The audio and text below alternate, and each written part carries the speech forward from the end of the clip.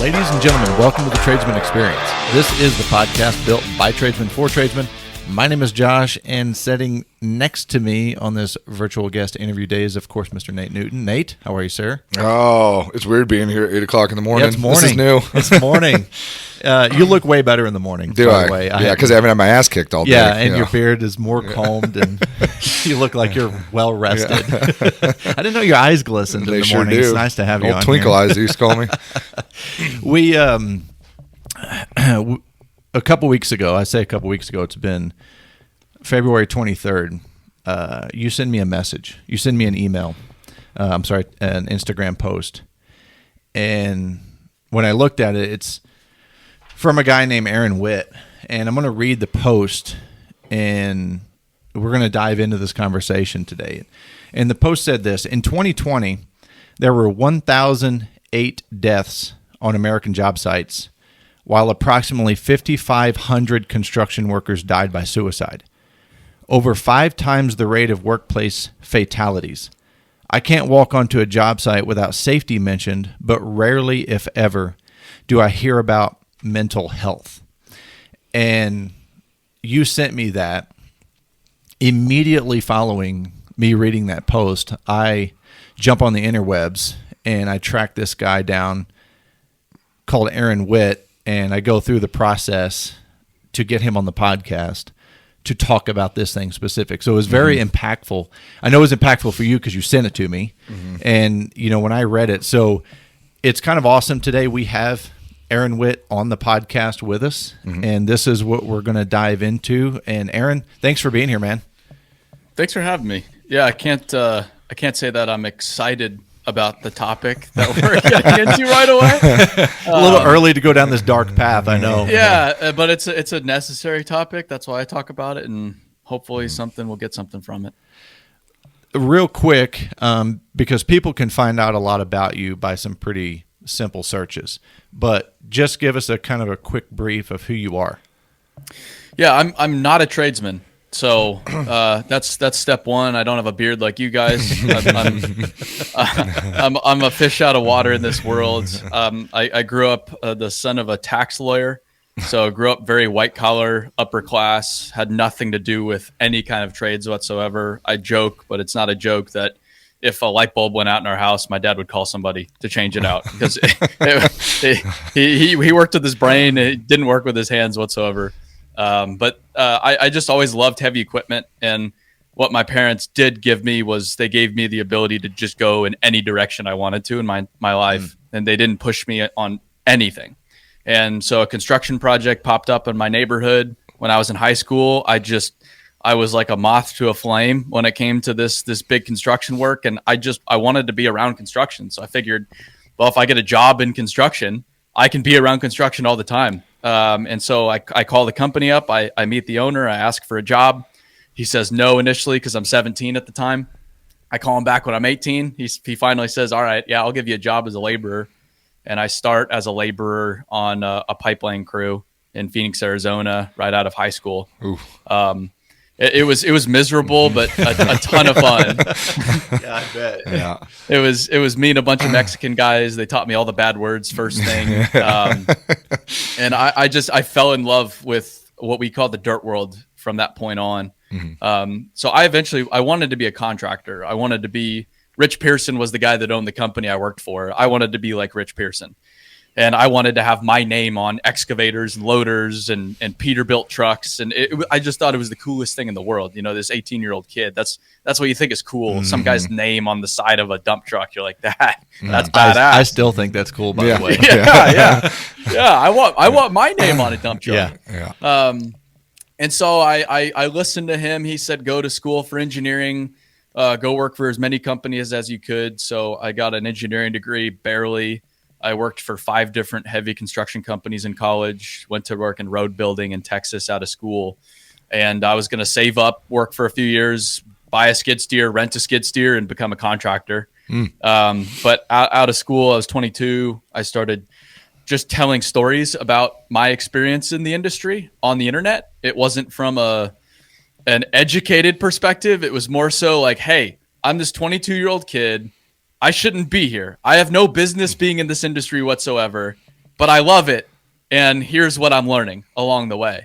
And it just took off, and 126 ended up quitting my new career a few months in, moved back in with my parents, and started running around taking pictures of job sites, mining operations across the United States. So it started just me with a camera 5 years ago, and now we have about 75 full-time people.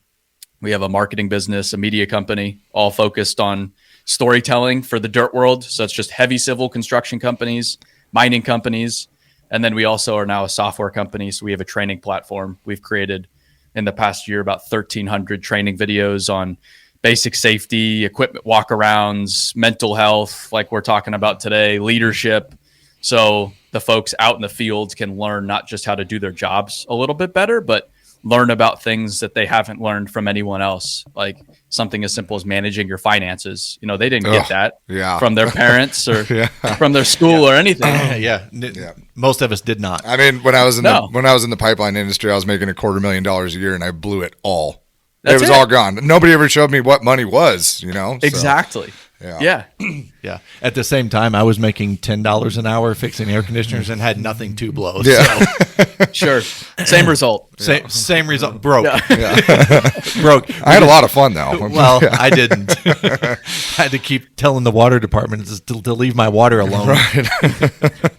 But you kind of made the joke. Like, this conversation isn't exciting, but necessary, as the word you use, and I appreciate that word. Why did you make that post? For whatever reason, I have amassed this online following with what I've done. And again, I'm not in the industry, but I get to see more of the heavy construction world than just about anybody now. I'm on job sites every week. And around the United States, last year I did 30 states and 4 continents, 10 countries, all to visit heavy civil construction and mining operations. And I get to see these worlds. I'm not there to sell them anything. Mm-hmm. I'm there. I still just go out and take pictures. And so I just want to be a fly on the wall. I want to go capture the beauty that is the world of blue collar and share it with people so that maybe they think of it as a potential career, but if nothing else, they just get a little appreciation for it because they couldn't do anything in their lives without those people working hard behind the scenes. So I go to these sites and I talk to now thousands of blue collar people. I love blue collar people. I love the industry. And the more I've seen of the industry, I've seen the good parts of the blue collar world. And then you just naturally see the bad parts of the blue collar world. So everybody's quick to praise the industry. Oh, we work hard, we make lots of money. It's such a great career. And it is. But then they also leave the part out that is the suicide rate, that is the divorce rate, that is the alcoholism, the drug abuse, the financial ruin, the nights away from home. They leave all of that out. And I think if we really want to attract the next generation, we need to look ourselves in the mirror and solve some of our problems that we've been ignoring for sometimes decades. Mm-hmm. So that when these young people do come in the industry, they see a lot of promise, and they see people that, sure, they're flawed, but they've overcome their flaws and they're in a better place as a result. So that's why I talk about it is because I think that is one of the root problems of that we're facing from a workforce standpoint. And until we confront these issues, it's completely unfair of us to sit here and just expect the next generation to join the trades. I want to start humming Amazing Grace and put my hand in the air, like, because you are preaching to the choir completely, and your vernacular is on point. Attracting the next generation, attracting the new people, and doing that by correcting ourselves first and not having this false expectation, this empty expectation that they're just going to show up when we don't correct our own behaviors. What is it? Why do you think this is an epidemic in the blue collar world? That's the question that claims thousands of lives every year, and I wish I had a concise answer for it. I think it's the macho man mentality in the industry. It's just shut the hell up and do your job. Like, and you know, when I joined the industry, my third job, I was working on the railroad, and I was away from home for the first time in my life, and it's miserable. And so all you do is just work, because and on the pipeline, you probably can attest to this. It's, oh, what am I going to do? Sit in my hotel room in some miserable town? Yep. Well, you're away from your family, your friends. You're making tons of money if you work more. So I'm just going to keep working. And you show up, and I'm just this little kid. I still can't grow facial hair, so I'm just this little kid. My nickname was Snowball, and you're with 30 dudes that look like they can kick your ass, just fold you in half like a chair at any point in time. And so to fit in, I'm not going to go show these guys how much I'm struggling right now. I'm not going to talk about my feelings. Like, absolutely not. And so there's this, because we want to fit in, we're not going to go talk about what the heck's going on. So I think it's that kind of macho mentality, which is great. Just get shit done. That's why we're here. But there's that negative side of it as well. And then there's just harsh realities of this industry that are tough on families and personal lives, working sometimes 24 hours a day, nights, weekends, Christmas, your kids' birthdays, doesn't matter. There's a job to do. And so I think it's not just one factor. There's a bunch of factors that play into it. But well, I mean, I personally think that the blue collar industries haven't caught up with the rest of the world yet when it comes to human behavior at its most, rudimentary point, Meanwhile, everybody else has been able to expand and become better humans and talk about things and think things through and have access to the internet. I mean, most of the time, especially in the pipeline industry, we were underground for 16 hours a day, 7 days a week. Even though we had access to the internet, when the fuck are we ever going to use it? It wasn't like you don't get a cell phone service 6,000 feet underground, Yeah. So, and then, like you said, the whole being away from your family. I mean, we were on the road for 8 years. We were homeless. We lived out of hotels and Airbnbs and rented rooms on Craigslist. And you're lucky if you're in the same spot for 6 months. But, you never really created any great relationships with anybody. And then, I talked to my folks once or twice a month, if that. I wasn't married or anything at the time. And it gets extremely lonely. And like you said, that machismo shit within the groups themselves, we're not there to be like, hey, what's up, buddy? How are you today? And it's like, dude, just get your shovel. Let's go, And your life becomes very one-sided. And when it is that way, it's extremely emotionally taxing to the point where you don't even want to feel emotions anymore. So you start drinking and doing dope and just avoiding human contact overall. And especially being underground, you don't see the sunlight. And I mean, with the civil jobs that you work on, you've got to see a lot of travel guys, right? A lot of travel guys. Yeah. Yeah. And there's a lot of mine sites too. They're pretty remote. So it's fly in, fly out. But yeah, it's extraordinarily isolating. And not a lot of people talk about that, but that's the reality. You said you felt it. And I just did it for a few months and I was feeling that way. Right. And I kind of feel like an asshole even talking about it because I don't live it every day. But I made a post about the railroad last week and I feel like an idiot even talking about it because again, it's that macho world. Like, oh, so I'm going to go on the internet and go talk about my feelings that I had when I did this job for a few months. These guys do it for decades. But I posted it and a lot of people commented on it. And a lot of people messaged me after the fact saying, you're spot on. This is exactly how it feels, but just no one talks about it. Well, because we don't want to be like this. We don't want to be in that position. We just don't see any way out. And we've already so committed into this career that course correction on a career choice at that point that's not a fucking option.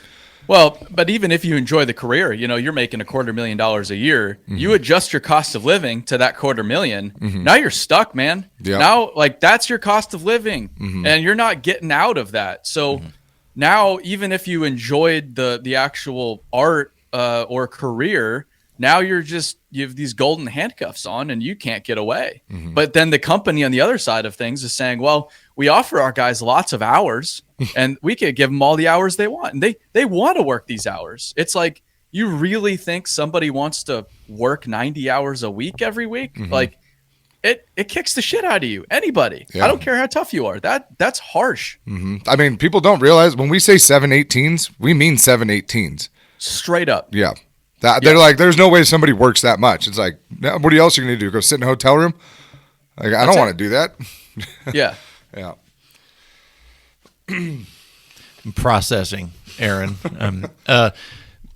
One of the things I think maybe contributes to this problem is the perception of vulnerability. I think back to the whole macho thing and I was doing a leadership training last week, and in the part where we discuss emotional maturity, vulnerability is one of the topics that we discuss. And I asked the question, I said, what is the perception of vulnerability in the trades? And everybody said weakness.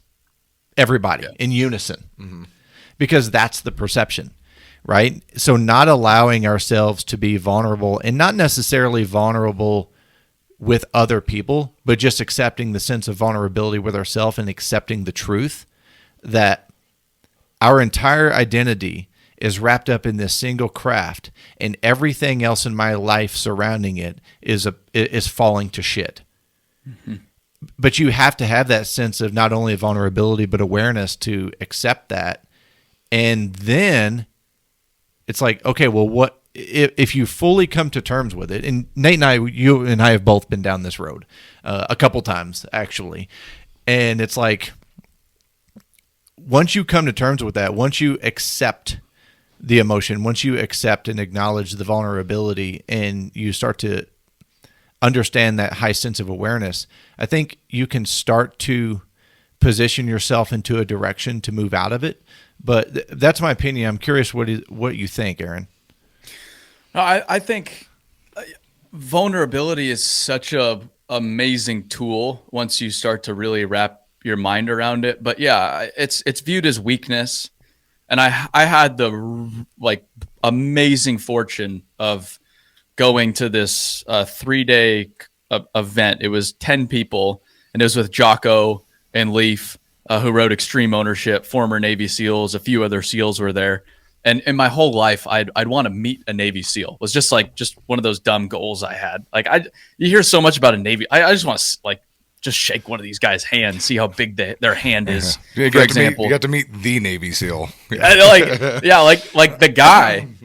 And that was a lot of the conversation was about vulnerability, and you're taught a leader is this, but that's not actually what leadership is. And you have to unlearn everything you know about leadership, because most of it's completely wrong. But once you got into something deep, just confronting kind of who the hell you are, that's tough, and that's sometimes a decade-long process. But I love to use vulnerability as a tool to just connect with people a little bit more. Like, for example, when I'm out on job sites, I'm not the expert. I'm just some punk ass kid. And I'll say that. I don't know what the hell's going on. Can you explain it to me? Disarms somebody right away. Right away. It could be the toughest dude ever, and they'll walk through the whole thing. Oh, fantastic. Now we have a great time. Or even yesterday. Yesterday I was on a meeting at our company with our customer success team. We're a software company now, so we have all these new teams and people. I don't talk to them all that much. And I'm sitting there in the meeting. I'm trying to be polite, let them run their meeting, but I had about 5 minutes of things to say. And it gets like 25 minutes in, and I have to take a shit so bad. It's just like, you've had your coffee in the morning. First thing, it's like, dude, it was just one of those, like, I got to get out of here. And so I had to walk out of the meeting, go to the bathroom. I come back, the meeting was over. I'm like, damn it. I had some important things to say to these guys. And so I'd make a video to them to send out. And I start it with, I'm sorry, guys, I had to take a shit. But here's my message. And the funny thing is, I did it to kind of be funny. But it was still a little bit of vulnerability. And I used it as a tool. Two of the guys yesterday said, I really appreciated your message. Thank you. And because it makes me human. Mm-hmm. And so then it gives them permission to like, oh, so I can be human too. Like, yeah, Right. yeah, you can be human. Yeah. So even something as simple as like, hey, I really had to take a shit. Like just that level of vulnerability creates so much value within those relationships. Well, and the posturing that we do all the time when we're not vulnerable, where we're all trying to get that bravado shit over one another, that is so exhausting. I mean, when you spend all day doing that, it takes away from what you really should be doing, right? And if you kind of let those walls down, it makes it really easy to just go get the job done when you're not sitting there chest beating all day, you know? Because we've all seen that, when it's a constant all day, you got two foremans from two different crews that are just bitching at each other all day. It's like, can we just do the job? That'd be great, you know? Yeah, it just makes it more fun too. Right. Because then, you're not worried about who you should be. You can just do your thing and get the job done, have fun. Mm-hmm. How come this doesn't come up in conversation as often as it should? So, I in that post I mentioned safety, and you guys have probably been on a lot of job sites too. You can't go to a single job site nowadays without safety plastered everywhere. All these forms you got to fill out. I mean, especially pipeline, dude. There's so many rules. Oh God, and that's great. But why is that? Is it because we really care? I think there's a component of caring, but the reality is killing people is bad for business. And people don't like to say that, but that's the reality. There's a financial incentive for me as a business owner not to kill people on my job site. Because if I kill someone, there are serious financial implications. There's lawsuits, there's insurance, there's now my EMR rate is going up, so now I might not be able to qualify for future jobs. People might leave. There's all sorts of problems that happen as a result. I even talked to some guy that went out of business in the 90s, or heard a story the other day, because they tried him criminally for some guy dying on his job sites, the owner of the business, and it shut the business down. Wow. So we've placed this high value on people not dying and being safe on our sites. But what they do on their own time, that doesn't affect me financially. And so I think everybody's coming around to this statistic. I think it was an awareness problem. I don't think people were even aware that this was happening. But there's also the fact that there is a financial, if you look at the big picture, but directly now there isn't a financial, the companies aren't financially incentivized to be talking about this. And it sounds maybe like heartless or something along those lines to say, but that's, as I see it, the reality. I was going to say it's reality. I don't think it's emotionless at all. No, I think it is reality. But I think companies that do holistically care about their workforce are going to win long term. Those are the companies I would want to work for. Those are the companies that I see that don't have a workforce problem right now when everybody else does. So I say there isn't an immediate financial interest to do so. But if you start looking at your people as a company from the whole person's perspective, you're going to win long term. Those are the companies that are going to clean house well into the future. What are some of the things that you're seeing these companies do to create this awareness and work to develop solutions to, bring this statistic down? So first step is just talking about it. I think awareness is the first big step, and talking openly about it.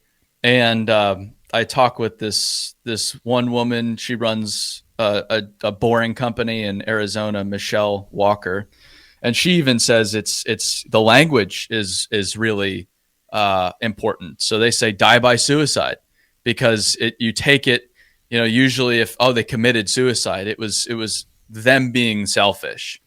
Instead, you're saying die by suicide, so you're kind of taking the onus off of that individual, and you're just now even changing the language a little bit to even make it just a little bit better from a conversational perspective and a little bit more viable to talk through. And then companies from there are especially training their foreman, their leaders on how to lead more effectively, how to care more effectively, how to communicate more effectively, how to, what the signs are to look for. So if there are signs, they have not just the ability to spot when somebody might be struggling, but have the ability to have a conversation with that person and even give them the training to kind of challenge them. I talked at Con Expo a few weeks ago, and one of the points made in the talk, it wasn't mine, was that there was a guy that a foreman kind of noticed something was off with one guy, and he challenged him, like, have you thought about suicide? And something like that, we're even taught that don't bring that up, because then if they go do die by suicide, that you could be liable because maybe you put that thought in their head. But it's actually the opposite. You kind of bring that up to the surface and make it okay to talk about. And in that conversation, it ultimately got that person, yeah, he had contemplated suicide, but because that foreman had the tools to challenge that individual, bring that up to the surface, and then talk it through, they got that young guy on a better path, and he didn't kill himself. So I think first step is just talking about it. Second step is start with leadership and training leadership on how to just be more caring, communicate more effectively. Because right now, what's happening specifically with leadership, we have this big retirement problem. So people like at the foreman level in particular, they're retiring. And we had NCCR say over 40% of the workforce is set to retire in the next 10 years, starting in 2017. 40% of the workforce. So when my foreman, who's 63 years old, retires, what happens? Well, I go look at the crew and I choose my highest performer within that crew, elevate them to foreman. But foreman, that's a leadership position, but they don't have those skills. They're just a good welder, but we're just expecting them to be in a leadership position. So what do? Because they don't have those skills. They default to however they've been managed for their career, which is probably the wrong way. Maybe they've been managed by assholes their entire career. So now they're an asshole to everybody else because, well, I got brought up by assholes, so I need to be an asshole to you. And now everybody's like, screw this guy. They either leave or they just don't perform. And then you're looking at who used to be your best performer. Like, what the hell happened? And so I think a lot of it comes back to leadership. I mean, so this is a leadership podcast, and it's crazy how much the parallels are there. Like it's crazy that we're coming up at the same. We're all kind of coming up in this generational shift, but we're all seeing how much we don't want shit to be the way that it was. And we're understanding what we need as employees and as people that do the work. Like, what did we need when we were under these fucking pricks, right? Yeah. And we're starting to lead differently, and the positive changes that we're seeing are just it's insane how much, like, the little shifts that get made, especially from a leadership standpoint. Like I never knew that leadership was as critical as it is until we started diving into it and changing the way that we lead within our company and watching the quality of life skyrocket with the people that work for us. And yeah. I'm really excited to see that. Yeah, everybody is quick to dismiss the next generation as soft, or they want this or that. And it's like, yeah, sure. Are some people soft? Absolutely.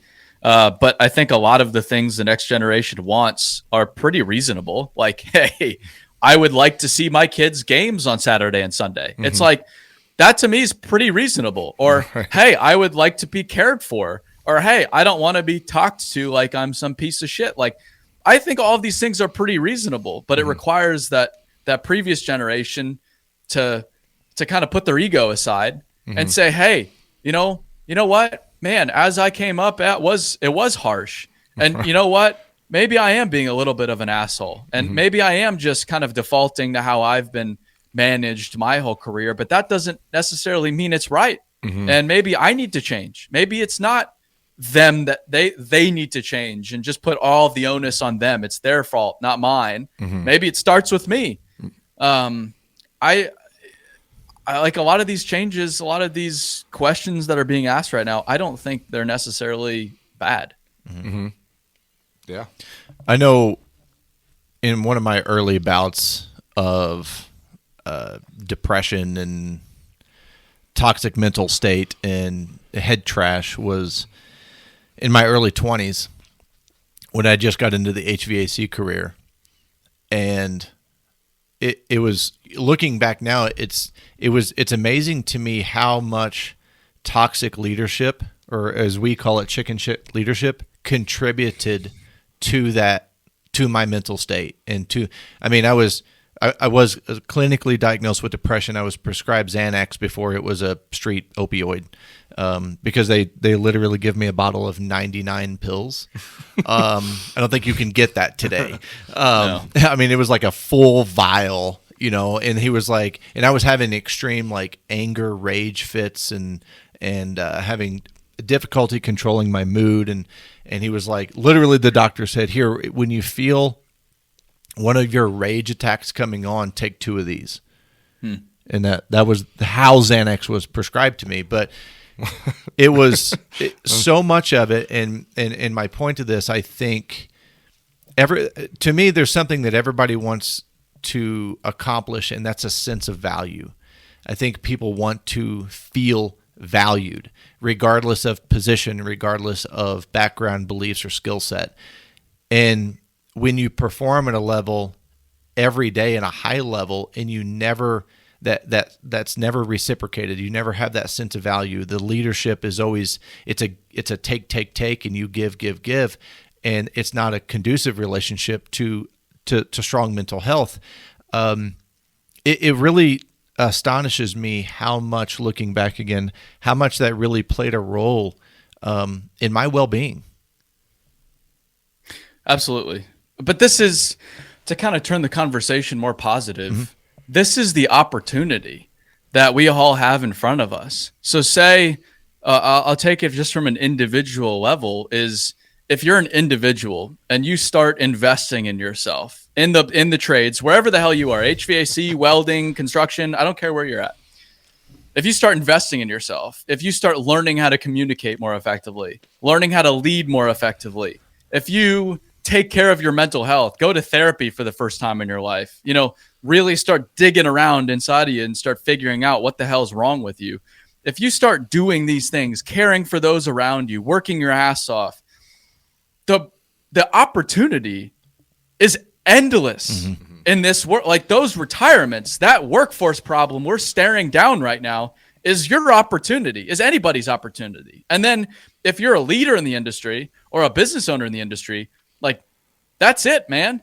If you figure this out, if you figure out how to care for your people, appreciate your people, invest in your people, get them the help they need, teach them about things, not just their job, but finances, for example, like we've talked about, you are going to clean house. This is the first time in probably U.S. history that me as an individual, can eventually go head to head with some of the biggest companies in the industry.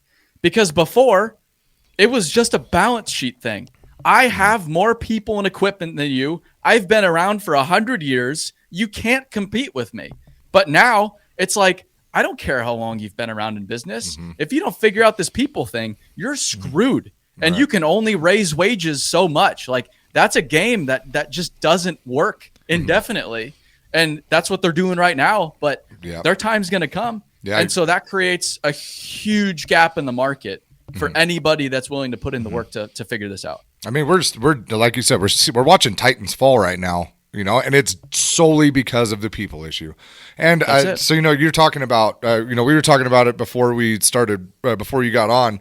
It's like we were talking about solutions to these kind of problems, and that was what we were talking about, was personal development. And when I think back to like my pipeline days, working 12 hours a day, and then we worked with guys that had kids, so then they go home and deal with the kids.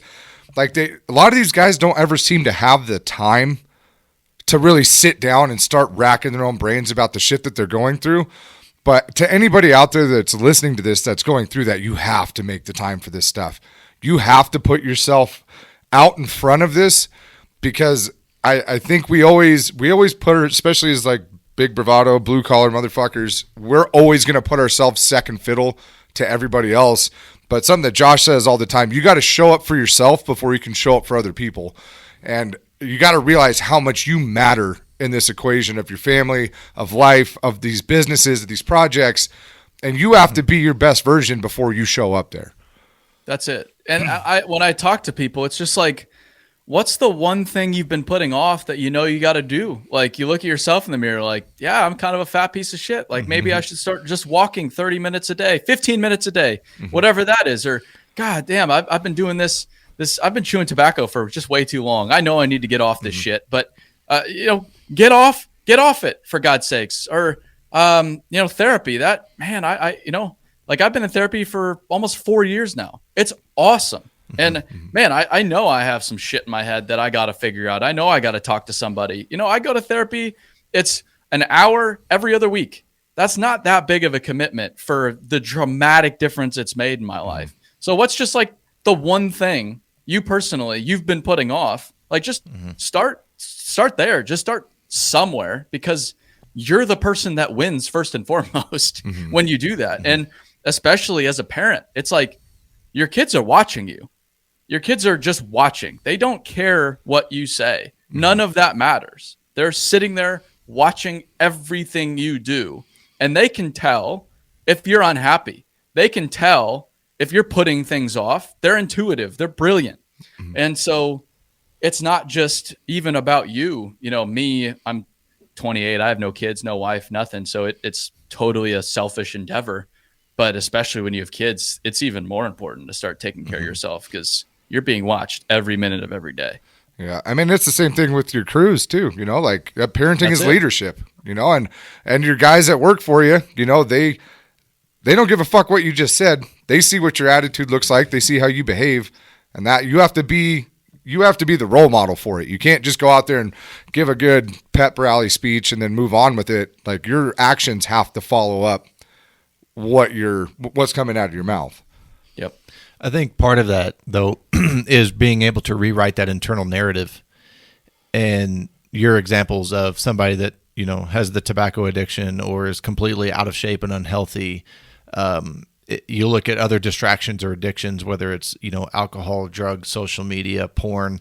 What is it that's consuming this, consuming their time and creating a perception of no time, right? Because they want to distract themselves from how they feel, and they want to try to mute that internal narrative. And one of the things, and again, a little bit of part of my personal journey is like, I had to learn how to be kind to myself. And I think as high performers, that's really hard to do. I think one of the flaws is that you do constantly push, you do constantly drive. You're so self-critical, it's never good enough. And I think that can be appropriate in times, but part of that personal development and rewriting that internal narrative is like, stop bullying yourself into this, right? Rewrite that internal narrative. If you're a fucking fat piece of shit, it's because the internal narrative is like, well, my dad was overweight, my parents were overweight, my family's obese, I don't have time to take care of my health, right? You come up with this fabricated narrative to justify your negative behaviors. You make it like a predisposition almost. Yeah, and what you see in the mirror is just a result of that. So it's like, the therapy thing.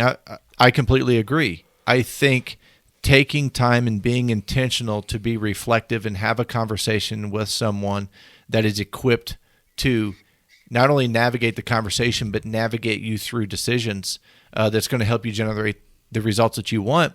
That goes back to being vulnerable. I mean, the fact that you're willing to say that on a global platform is being vulnerable. And I fucking respect that. And it's like, these are the things that you need to do. That's it. Yeah. Well, I specifically, I talk about therapy because I've learned that telling someone they should go to therapy is a very poor, it's very ineffective. Especially in the trades. Yeah. But are you saying I'm fucked up? Yeah. But if I'm 5'6", I can get my ass kicked pretty quick. But if I talk about how beneficial it's been for me, I have had so many people reach out and say I went to therapy for the first time because I heard you talk about it. Because I talk about how positive it's been for me. That's it. I don't tell anybody you should think about it. I just say this is it's someone who's paid to listen to you for an hour. Right. That's awesome. Like who doesn't really want that? Every human being wants that. They're no bias. They're paid to sit there and listen to you. But also on the no time, some of these schedules, you might not have time. If you're working 17 hours a day, like you might have to reevaluate where the hell you're working. And I tell people all the time, like, give your current job everything you got. But if it still sucks, if you're still getting treated like shit, if you're still having to work insane hours that just don't line up with your life anymore, that might have lined up with your life a few years ago, but now you have 2 kids at home and you don't want to do it anymore, quit. Go somewhere else.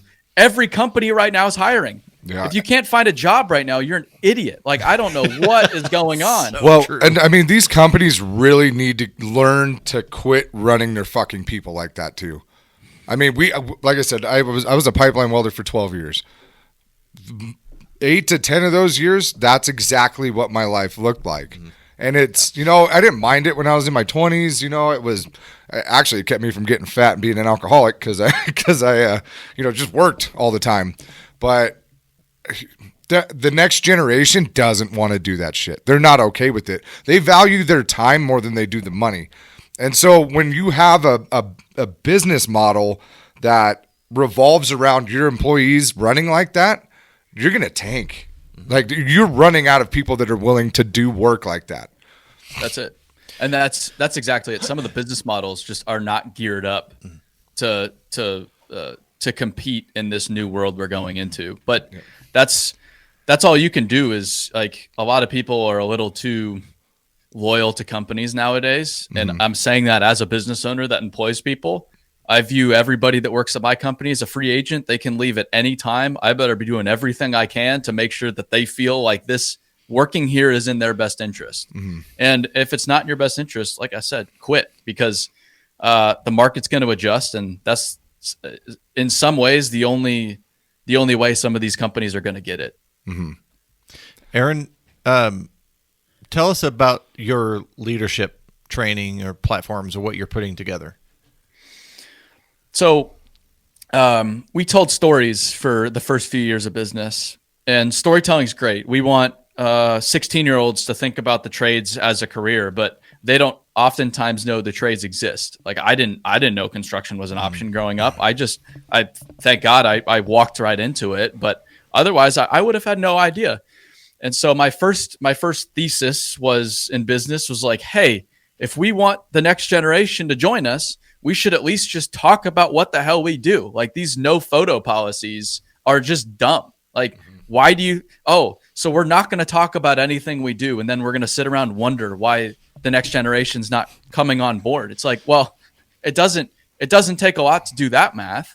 So we started telling stories, but that is a piece of the puzzle. That's not going to go dramatically. It's not going to go create change on any kind of dramatic scale. So we knew we had to go beyond storytelling. It's a key part, but it's not the whole piece of the pie. And so then we said, well, why don't we get into leadership training and development? So we created hundreds of leadership training videos with people like Jocko, experts on this subject, not me talking leadership because I don't know shit. Experts talking about leadership. We put it out into the marketplace, but it was a little too aspirational for companies to get on board with, frankly. We were jumping the gun a little bit. So we said, all right. We'll go back to the drawing board. And then that's when we created a purpose-built training platform specifically for the dirt world, as we call it. And then we created that basic training content, how to lay pipe, how to, what basic safety is, how to do a walk around on a bulldozer, all of the basics, so that companies then started to get on board. And then we also snuck in the leadership, and we're sneaking in the mental health, and we're sneaking in the physical health and the financial health. And so anybody on the platform can go there, and as they're assigned safety, which is probably what they're going to be assigned with, they can also then explore on their own time, leadership, mental health. And the cool thing is from like an online platform, people talk a lot of shit about it because, well, you know, you need the seat time, this and that. It's like, yeah, I'm not trying to replace seat time. I'm not trying to teach welding on videos, but now me as an individual, I don't need to admit to anybody else that I might not be in the best shape or I might not know how to manage my finances effectively. I don't have to admit it. I can just go on there, watch these videos on my own, learn about this stuff on my own, and ultimately become a better person. So we're only 12 months in. This is still a very new venture, but we have about 250 companies on the platform, and it's going really well. So it's exciting, but there's still just so much work to do. Yeah. I mean, that one-stop shop thing, that's, you know, and like you said, because I mean, you've got something kind of similar with the toolbox and the job box, but giving people the access to it and they can do it at their own pace. And it's like when you force people into classrooms and you're like, this is what we're talking about today, you know, and somebody, I don't know, hung over from the night before, or they're dealing with some shit with their wife and they're not paying attention. But if they actively seek it out on their own time, I mean, they're going to take way more away from that than they are if you forced them into some training seminar. Yeah. And it's not an 8-hour course. It's 4 minutes video. You know, just watch one video a day. That's all you got to do. And so I don't know if it's it's not a magic bullet, but at least when I speak, I can say, hey, I'm about to tell you guys that you all need to do something here because everybody has a role to play in this workforce problem. And we all got to start playing it. I'm sitting at the front of the ship and there's a damn iceberg right in front of us. All of you guys are hanging out the pool right now. Life's good. We're making more money than ever before. Revenues are through the roof. Backlogs out of control. Like, we're killing it right now. It's like, that's great. But there's an iceberg right in front of us. And so I'm about to say this, and I promise you, I'm not in the industry, but I'm doing everything I can from my position to serve this industry as well. So I'm doing it. And I couldn't be doing what I'm doing if I was holding a shovel every day. But and from the training stuff too, a lot of tradesmen have criticized some of the stuff we've put out, like how to use a broom. They're like, why the hell would you teach some hashtag electricians? Who's that dumb? And I think the past generation a lot of times grew up with their dad or their uncle or their grandpa in the industry, and they were around it as a kid. So they learned how to push a broom just naturally. You pick stuff up as a kid. You don't think about having to learn it. But me, 18 years old, showing up on a job site for the first time, I didn't know how to use a broom properly. I didn't know how to use a damn ratchet strap. I didn't know how to put a damn hard hat together. That's one of our most viewed videos, how to assemble a hard hat. And but me, yeah. I mean, but me, we're gonna have more people that have no industry experience showing up than ever before. Day one, you show up, they hand you the hard hat in the plastic with the damn insert just sitting in the actual shell, and you look at it, you're like, how the hell do I do? And you feel like an asshole. Right. And the last thing you want to do, it's your first day. You don't want to go ask someone how to assemble a hard hat. Well, in that training video, do you tell them to throw it in the dirt and rub it around so that they don't get made fun of? Yeah. But it's stuff like that. It's we're at least bridging that gap a little bit, allowing people to just keep a little bit of their dignity when they show up to the job site day one, so they're not a total asshole, because no one wants to be a total asshole. Well, I mean, and you bring that up too, Josh. I mean, you're like, your direction should be so like concise that it's almost insulting. Because some people, not everybody knows how to do everything. It's fucking dumb to just throw people out there and go, well, you don't know how to use a broom? It's like, dude, also still not the same broom from back in the 70s, right? They've changed a little since then. They do a lot more shit. It's got a little scrubber brush on the back and everything. You know? Yeah, I think you're right. One of the things I try to encourage leaders to do is like talk to them at a level that would insult you. You've got to break it down. Break it down for them, because to be unclear is to be unkind. And you know, I love those videos because it's really easy for us to only look through our lens and just expect people to know what we know. I have no period in my life where I can remember that I didn't know how to do those things. You know, I didn't know how to use hand tools or put on a tool belt or assemble a heart. Like I don't remember not knowing how to do that shit. So I think when you're saying that, I'm like, yeah, the immediate reaction is like laugh, and that's ridiculous. But the reality is it's absolutely brilliant. It's absolutely brilliant. And I think it falls in line so well with creating information that's going to attract new people. Yeah. Well, dude, and I still struggle putting fucking hard hats together. Like, they're not the easiest thing on the face. You have of the one planet. that fits? Huh? Yeah. It's hanging on the wall over there. That one's just a little medium-ish. Yeah. Aaron, I know we want to be respectful of your time, and I do want to chat just a couple minutes after we stop recording. But what would you like to add as we wrap this up? If somebody's in the trades, this workforce problem, this challenge that we're all facing, I think it's an opportunity, and I think it's everybody's responsibility to help overcome. I don't care where you're at in the industry. You have a responsibility to help. And that if you're a young person, that responsibility might just be busting your ass and finding what you're good at and getting really damn good at it and becoming a better leader. If you're kind of midway through your career, that might be, how can I mentor the next generation more effectively? How can I set a good example for others? Maybe I don't know a lot, but I can at least be a good example for others.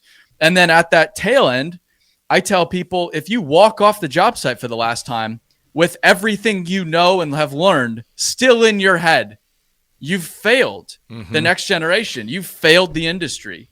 You've taken everything with you, and it's gone forever. And so before you leave that last time, you better be giving all of that away. And that might look differently than it did with you 30, 40 years ago. And that's okay. But don't let ego get in the way of making sure that the industry is good to go. So I think everybody has a role to play here. What is your role? What is your one thing you can go do? Because if we all go do something, we can go create a dramatic difference overnight. And then not only are we more financially secure ourselves and our families, not only is our industry good to go, our companies, but then society's good to go, because people can't so much as turn the lights on without us, drive anywhere without us, take a shit without us. That's what we do. And I say we as the trades. People get upset. I'm not the trades. I've said that. It sounds like you're doing some pretty, you know what, we'll make you an honorary member. All right. Yeah. I do own a skid steer. I have All right, there you go. That's a mic drop right there for him. Aaron, where can people find you? Just Aaron Witt, anywhere, YouTube, Dirt Talk Podcast, Instagram, TikTok, wherever you're at, I'm there. Buildwit.com is more about our company. Okay. Dude, awesome conversation. Yeah. I'm so thankful that you took the time to be with us and share this. It was an awesome, wide-ranging conversation, and man, I'm extremely grateful. I'm glad it wasn't all super depressing. You know, it's solutions based. You know, it was solutions based, which is what we like. So, yeah, we'll like you said, I want to chat with you for a minute when we jump off the air here. But Nate, anything closing with? No, thank you very much, Aaron. We really appreciate the time, buddy. Yep. Yeah, thanks, guys. All right, thank you. All right. Mr. Aaron Witt has left the virtual building. This is something you and I have never done. We've never had a post-interview conversation before, but we got all day since it's fucking 8 o'clock in the morning. We booked that conversation with Aaron a couple months ago, like I said, February. Busy man. You can tell by all the shit he was talking about. Oh, man. The dude's doing a lot for the industry, dude. And I'm grateful to see that. We're not the only ones that are on this path of improving the trades. And like for a guy that was never in it to take the bull's head approach that he has, like, dude, that's so fucking rad. It kind of pays a tremendous respect to the blue collar, and what he's doing is awesome. And I encourage everyone to go check out his social media. Just the stuff that he has the opportunity to see and do is fucking awesome. Right. It's crazy. Yeah. I'm impressed that he's able to do that in a few short years. I think he said 5 years he's been doing this. So to be able to create those opportunities, I admire that. I respect that. And I had I had told him, like, I didn't do any research on him before this interview. I was really interested in getting to kind of understand his perspective and views, and dude just crushing it, man. Yeah. He's just crushing it. Yeah. I mean, he's sharp as shit. For him to be able to have be able to take himself up to that 30,000 foot view. And like he said, like, here's the iceberg. Like, right. And then to see where the corrections need to be made. You know, for us, it was like it took us 10, 12 years of being in the shit for us to pull our heads out of our asses and go, oh, fuck. And then this guy comes in with a completely different perspective, and he's seeing the same exact things we are, you know, and that's fucking. It gives me hope. I want to go to work right now. It does.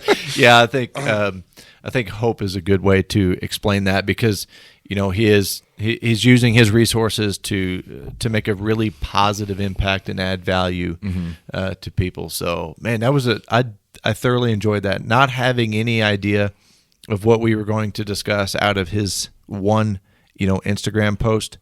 I was really impressed with him. Yeah, and I mean, I knew that he had his podcast and did a lot of stuff in the dirt work. I didn't know about any of the software or the training stuff. So I mean, I'm excited. I want to investigate that and see, because I think people having different opportunities of different training styles is important. I'm not everyone's flavor, and so. You're barely like anybody's flavor, Josh. Well, learning that salty and sour, it's more like a good glass of bourbon. It burns going down, but not everybody can handle it. So, but yeah, him and some of the other coaches and programs that are out there. I think it's, I don't see any of that stuff, and that's why I was inquiring. Was simply to kind of help spread. His message. Like, I don't see any of that as competition. Like, I want people. But the fact that it's catching on and people are engaging in it, it's like that's what we all want ultimately, right? And like you said, there's people are going to take you're the more blunt side of it, and he's got a different. Thank you for approach. being kind. But yeah, it's good I'm just stoked to see that he's got the engagement he does. You've got the engagement you do, and that people are starting to take it seriously. And that there is an impact being made, and I didn't know it was going to happen when we started this 3 years ago, Yeah, 2020. Yeah. So when we started this 3 years ago, it's I was like, I'd probably, I don't know if this will catch on. This isn't what people are really into in the trades, especially being a traveling pipeliner. The most of the construction that I was involved in, it was a bunch of hard-headed, dip in kind of guys, and but even I'm seeing those guys start to alter a little bit, There's a movement, I think, and something you and I were discussing, which I'll share information coming out on a different conversation, but I do think there's a movement starting, and just the things that I'm seeing come to life in different platforms, different people, and they're approaching the same problem with different solutions, but ultimately create the same result. And, leadership, culture, mental health, compensation, opportunity, all of those things, people are recognizing that as a concern. And there's people coming from different angles that I think are doing really well in working to create those solutions, and Aaron being one of those guys. Yeah, absolutely. So, what do you think, man? You ready to go to work and finish your day? Fucking kick today in the mouth. For once, it's going to be me doing the ass kicking. Awesome. At least that's what I think. We'll see what happens when I get to the office. Hey, man, let me know what happens at the end of the day. You can find Nate on Instagram at NateNewton87. I am on Instagram at The Tradesman Experience. Email is thetradesmanexperience@gmail.com. Website's thetradesmanexperience.com. And the YouTube channel is The Tradesman Experience. Thank you so much for spending this time with us. Get out there, get shit done. Be proud to be a tradesman. See ya.